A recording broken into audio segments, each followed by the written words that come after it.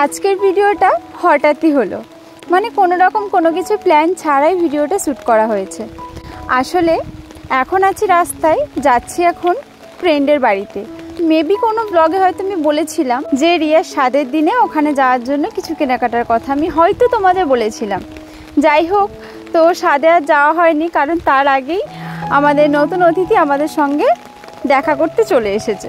তো আজকে হসপিটাল থেকে ওদেরকে ছুটি দিয়ে দিচ্ছে জানো। তো আমাদের প্ল্যানিং ছিল যেদিন ওর বেবিকে নিয়ে বাড়িতে আসবে আমরা ছোট্টখাট্ট করে ওর জন্য একটা সারপ্রাইজ প্ল্যান রাখবো। অবশ্য নতুন অতিথিকে আগমন জানানোর শুভেচ্ছা, আর সঙ্গে ওরও ভালো লাগবে যেহেতু ওর স্বাদের অনুষ্ঠানেও থাকতে পারেনি। তো এখন বেরিয়ে পড়েছি। তো রাস্তাতে পূজার সঙ্গে মিট করে নিলাম। প্রথমেই চলে এসেছি আমরা ফুলের দোকানে, ডেকোরেটের জন্য কিছু ফুল লাগবে জানো। তো তাই আর কি, আগে ভাবলাম যে চলো রাস্তা থেকে যেটা দোকান আগে পাচ্ছে সেগুলো একেবারে কিনতে কিনতে যাওয়া যাক। ফুল নিয়ে নিলাম। আর আমার মেয়ে তো জানো বাইরে ঘাটে বার হলে ওকে যত ঘোরাবে ততই আনন্দ। আর এদিকে মিমিরা থাকলে তো আমাকে বইতেও হয় না, সেদিক থেকে তো আমারও একটা সুবিধা, আর ওর তো আদর দ্বিগুণ হয়ে যায়। তারপরেই আমরা চলে গিয়েছিলাম একটা কেক দোকানে। ইচ্ছে ছিল একটু ফুল দিয়ে সাজিয়ে ওয়েলকাম জানানোর জন্য এবং কেক কাটিং করানোর জন্য। ভাবছিলাম যে কি নেওয়া হবে কি নেওয়া হবে না। তো আজকে না প্রথম ভেবেছিলাম একটা চকলেট ফ্লেভারের উপরেই নেওয়া হবে, তারপরে ভাবলাম যে চকলেট তো সবসময় নেওয়া হয়, আজকে নতুন কিছু ট্রাই করা যাক। তো ওখানে দেখলাম রাজভোগের একটা কেক ছিল, তো ভাবলাম যে চলো আজকে এটাই ট্রাই করা যাক। তো ওটাই নিয়ে নিলাম। তারপরে আমরা ডিসাইড করলাম যে চলো দুজন মিলে একটু পেস্ট্রিও খেয়ে নেওয়া যাক। দুজন দুরকম ফ্লেভারের পেস্ট্রি নেওয়া হয়েছিল। আমার থেকে ও একটু টেস্ট করলো, ওর থেকে আমি একটু টেস্ট করলাম। তো কি হলো, দুরকম স্বাদই পাওয়া গেল। বেসিক্যালি আমার মেয়ের এখন 8 মাস চলছে জানো। আমি ওকে বাইরে সেইভাবে কেক বলো বা এই মাজা টাজা এইসব আমি দিই না। কিন্তু আজকে কি হয়েছে, ওখানে একটা দিদিভাই ওকে নিয়ে আদর করছিল, আর আরেকটা দিদিভাই যে ওকে কোলে নিয়েছিল না খুব জোর কেঁদে উঠেছে।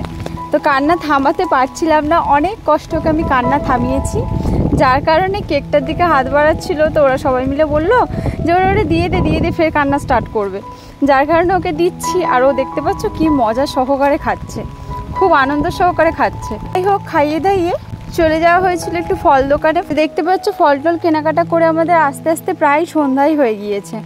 তো সন্ধ্যাবেলায় এসছি। অবশ্য ওর মাকে আমরা আগে থেকে কল করে দিয়েছিলাম যে আমরা আসছি, এরকম প্ল্যানিং আছে। তো কি হয়েছে, কাকিমা আবার বোনকে পাঠিয়েছে ফুল আনতে। তো সেই অনুযায়ী না বেশ অনেকটা ফুল হয়েছে। তা আমরা যার কারণে ডিসাইড করলাম যে কিছু ফল ঠাকুরের জন্যও রেখে দেওয়া হোক। ওর দৌলতে ঠাকুরের জন্য ফের নতুন ফুল এসে গেল। তারপর কি আর দেরি করলে চলে বলো, আমরা তো খুব তাড়াহুড়ো করছিলাম, এই পৌঁছে যাই। সঙ্গে কিন্তু দুটো ফচকেও আমাদের হেল্প করেছে। আর এদিকে দেখুন মহারানী তো ঘুমিয়েই কাদা। কেকের সঙ্গে ওর বেবি শাওয়ারের যে কিছু চকলেট ছিল সেইগুলোও না আমরা ডেকোরেট করে দিয়েছিলাম যাতে একটু দেখতে ভালো লাগে। আর আমরা কিন্তু কোনো বেলুন টেলুন কিছু কিনিনি জানো। ওর বোন তো আবার ওই রাত্রেবেলা বাড়িতে গিয়ে বেলুন নিয়ে এসেছে। তো সেই বেলুন টেলুনগুলো ফোলাতে ব্যস্ত হয়ে গেলাম। আর আমরা কিন্তু মাঝে মাঝে ফোন করে অপুদাকে জিজ্ঞাসা করছিলাম যে রিয়া কখন আসবে বা কত দূর আছে। তো যাই হোক, মোটামুটি ওরা আসার অনেক আগেই আমাদের সব কিছু প্রায় রেডি হয়ে গিয়েছিল।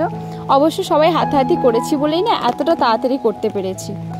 আর তারপর কি এত কাজ করছি, চা আসবে না এটা কি হতে পারে বলো। আর আমার মেয়ে তো উঠে গিয়েছে। যাই হোক, তারপরে চা বিস্কিট এগুলোই খেয়ে নিলাম।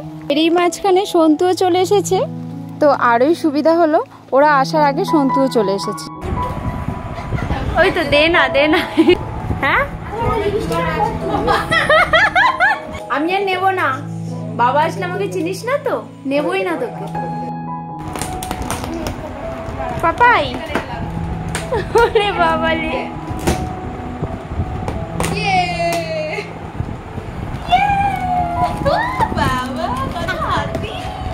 যা ফাটিয়ে দিয়েছিস, ফেটে গেছে। ভিডিওটা যেহেতু অনেকটা বড় হয়ে যাচ্ছে, যার কারণে আমি ভাবলাম যে পার্ট 1 এবং পার্ট 2 করি। তো আজকের ভিডিওটা এখানেই শেষ করছি। এরপরে কি হয়েছিল সবটা দেখার জন্য কিন্তু একটু ওয়েট করো, আমি খুব তাড়াতাড়ি পরের ভিডিওটাও আপলোড করব। তো আজকের মতো এখানেই, দেখা হচ্ছে আবার খুব তাড়াতাড়ি নেক্সট ভিডিওতে।